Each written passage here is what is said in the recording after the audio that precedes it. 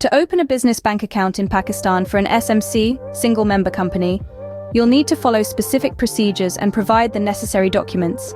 Here are the steps you can take. First, you need to register your SMC with the SECP. This involves submitting the required documents and paying the registration fee.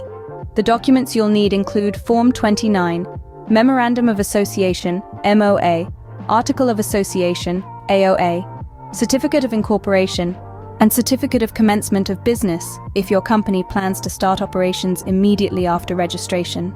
As the CEO and director of the SMC, you should be the authorized signatory for the company's bank account. Only you can visit the bank and open the account on behalf of the SMC.